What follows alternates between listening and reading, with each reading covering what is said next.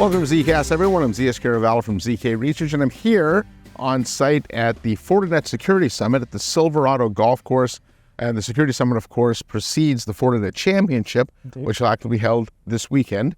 I'm here with John Maddison, head of product and also head of marketing for Fortinet. John, you've been in that role a long time. Long time, indeed. Yeah, and it's been good. I mean, the company's had kind of unprecedented growth with you at that position. So congratulations on that. Well, there's a lot of people who go into that, not just me.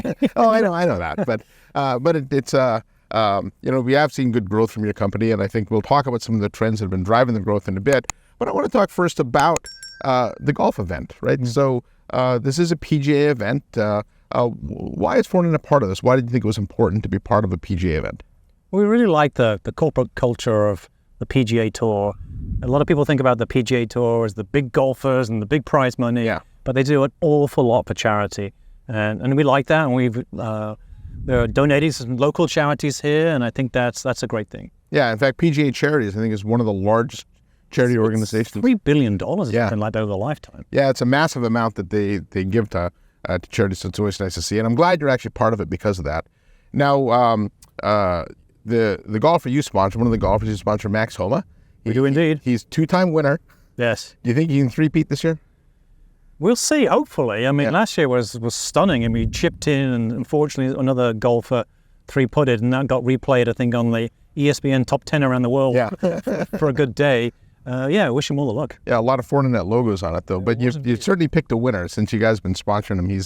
He's really had a great run. Fantastic. I mean, if you think about it, 3 years ago, I mean, this is the third year we've been doing this event, and we sponsored him three years ago.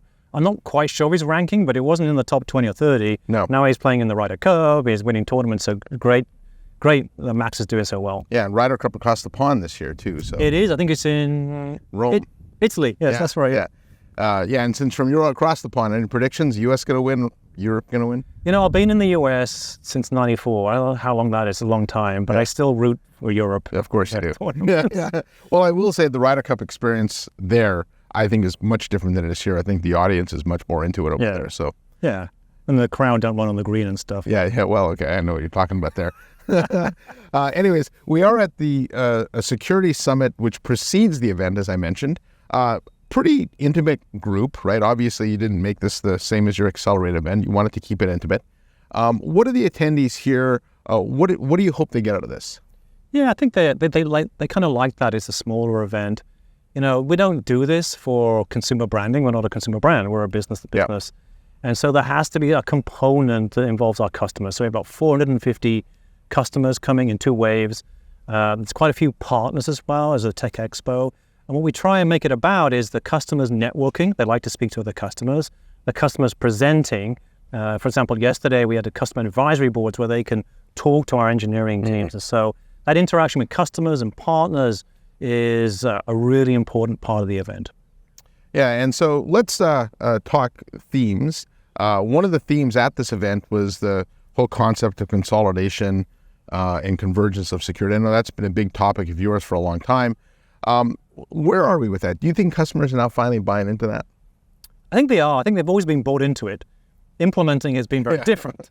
And I'm starting to see now large enterprises say, I'm not going to make a 5-year decision with all these point products. I'm going to make maybe a 1-year decision because I really want an architecture going forward that's more of a platform. It may not be going from 5 to 1 vendor, like single vendor SaaS, as you say, but it may be going from 5 to 2 vendors.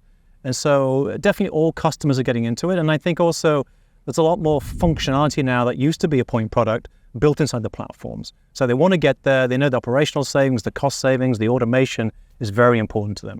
Yeah, and so what's driving that shift to platform now? Is it the automation capabilities? Is it the fact that you have a single data set, combination of the two? Oh, for us, it's definitely been working on that for a long time. And we have that single operating system allow us to do a lot of features and functions, not only as an appliance, but also in the cloud, also as a service. And so that drives a lot of that capability. But I also think the security operations, the cloud security, even OT, for example, right now is becoming very important. And so it all integrates in to provide the end-to-end automation. Yeah, I did talk to one CISO, this was a few months ago. Actually, I think it was at your Accelerate event that said for the first time in his career, he finally understands the best of breed or perceived best of breed everywhere doesn't actually lead to best-in-class threat protection, right? In some ways, it leads to suboptimal threat protection. And so now he had bought into that platform story. Well, it is, because I think the best of breed approach was, I'm the best, I don't need to talk to anybody else, almost. Yeah. So I'll be best of breed here, I don't need to talk to anybody else. And so I think a platform approach says, maybe I have 90%, 95% of that best of breed features, but the ability to work across from the endpoint to the network, to the SOC, to the cloud, makes it so much more effective from an automation. You're cutting down days into hours. And that's critical. There was a new SEC ruling around, you have to notify now after four days. Yeah. 4 days. I mean, a lot of CISOs are getting concerned about that.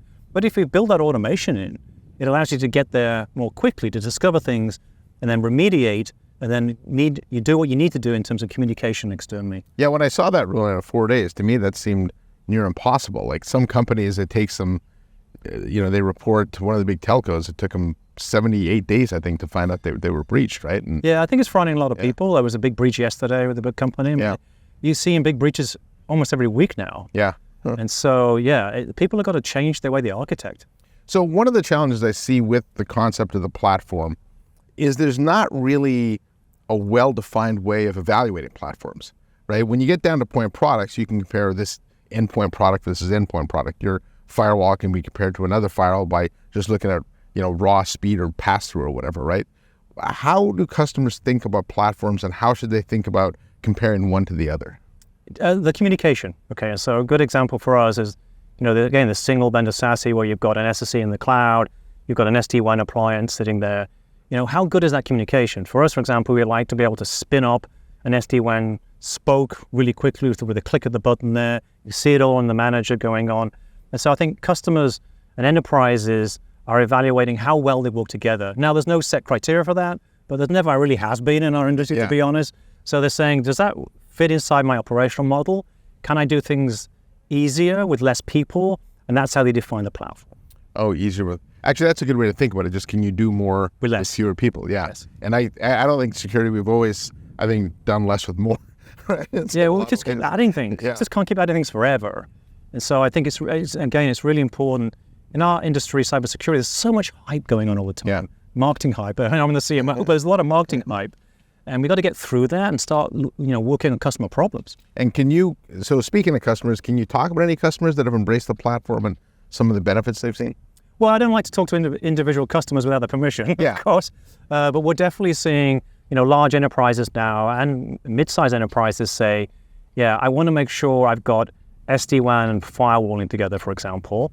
We did a report with Forrester, the total economic impact, that allowed them to save almost 60% of their previous budget they could spend on other things. And so wherever you see that convergence going on, whether it be SSE, SD-WAN, firewalling, cloud native and virtual, you'll see tremendous savings. But again, the critical thing is getting the automation in place and then saving the operation on the people. I actually think one of the big drivers of the platform has been the fact that we live in a world now where everything's connected. When you had siloed systems before, you could have security live in isolation on the system because it was siloed, right? And it's not ideal, but it would work. I think today, when you think of how interconnected literally everything is, you're talking about OT-IT integration. Now we're adding a whole nother level of complexity, and it just seems that doing things the old way doesn't work anymore. No. I mean, OT, operational technology, is a good example where everything's now connected to the cloud. All the access of the supply chain is remote. So there's no way you can treat that as an island anymore. You have to make sure all your IT systems and network security systems understand that environment as well. The same with work from anywhere. People have been leaving the office now, or they're coming back to the office. So it's very dynamic in terms of users and devices and applications moving, and networks have to be very nimble and secure to deal with that. Yeah, the other topic I wanted to ask you about was artificial intelligence. And I was actually surprised it took about 40 minutes for the first mention of AI, which is maybe a record of over this year from events I've gone to. But AI is an interesting double-edged sword in that on both sides. Yes, and because the threat actors are certainly using it to create malware faster and faster. And I think it's certainly a good enabler of automation, on the protection side. But how do you see customers embracing AI right now? Because I think there's a lot of trepidation around it. But I'm also not sure that you can exist without it anymore. They're still a bit, not scared of it, but they don't want to hand over the keys to everything that's going on to AI. From our perspective, we see it sitting across everything. So it'll sit inside our main security engines in the cloud. And you've been using AI forever, right? Well, we've been using machine learning mainly. I think everyone says, oh, being AI. No, it's been machine learning. And we want to get to an AI situation where we can discover campaigns in the wild based on all the information coming in across endpoints and files and networks, etc. And so you'll see it there. You'll see it in products themselves. You'll see it in Gen AI, where, for example, our SOC assistant can give you better decisions and help, augment the staffing there. You'll see it in our AI ops. You'll see it in our customer service. You'll just see it across everywhere. It's one of those, overhyped words, as you know. But I definitely think it can help. But it's not just one thing. It's across everything. Yeah. In fact, in one of the sessions this morning, I think it was the Google person who said that because of generative AI, the natural language interface will eventually become the default for security. Yes, because of the trouble with our industry, we've got so many buzz terms, so acronyms like everything else. We just need to simplify it. Yeah, the way I think about AI and automation as well is it's a little bit like where we are with autonomous vehicles. Nobody's going to jump into a car today, except maybe in San Francisco, with no driver. Go to sleep. But there are a bunch of AI capabilities and automation capabilities like parallel park assist, lane change alert, adaptive cruise control that make us safer. And so if you think of those analogies in security, right, there's a bunch of things that can make us more secure without actually giving away the keys to the kingdom. Would you agree with that? No, totally. It's taking a step in that direction. Yeah. Don't say you just make all the decisions now, shut the company down. It says, let's take some steps which allow us to build some automation, to use less people, and then once they get confident in that step, you take the next step. Yeah. All right, John, just one last question here. We're rolling up into the end of the year, looking ahead to 2024. Can you give me any insight as to what we might expect from Fortinet the rest of the year into next year? Definitely we'll continue to evolve our platform. Yeah. And there'll be individual technologies. We just rolled out our new security processor 5 for our SD-WAN and entry-level FortiGates. We've got new cloud products. So, we're spending an awful lot on technology, but also making sure it's a solution that our customers can consume. Okay, and so I lied. One more question since you brought up the processor. I've written quite extensively about why I think your silicon, custom silicon, actually gives you an advantage. In your words, why is the SP5 so important to Fortinet customers? Well, a lot of people go, everyone's moving to the cloud, and why do you need an ASIC? Well, there's still a lot of use cases, SD-WAN being one of them, branch, perimeter firewall, segment OT environment we just talked about. It's going to be hardware, okay? And so you need to be able to process traffic because everything's getting faster. You need to be able to run more applications, maybe 10 or 12 now inside our security processor 5, and that allows more operational efficiency. So it's not just about performance, it's also about green. They run at about 90% of the power consumption of a normal CPU. So it's power, it's price performance, it's applications, and it's operational efficiency again. All right, well, thanks. And for just the way I've looked at the world, I think I think you've actually used the analogy. It's sort of the security version of what a GPU does for graphics, right? There's certain types of silicon that do a better job at things than general purpose. Yeah, I mean, a general purpose, a CPU plus a GPU is always going to be the best CPU. Yeah. Okay, and so the ability to offload or provide everything on a single chip, it's always going to be a general purpose processor. All right. Well, John Maddison from Fortinet, thanks for the update on the company, and thanks for the update on what you're doing here at the Fortinet Championship. Great. So on behalf of John, I'm ZKast from ZK Research saying thanks for watching. Don't forget to hit that subscribe button, and I'll see you next time on another ZKast.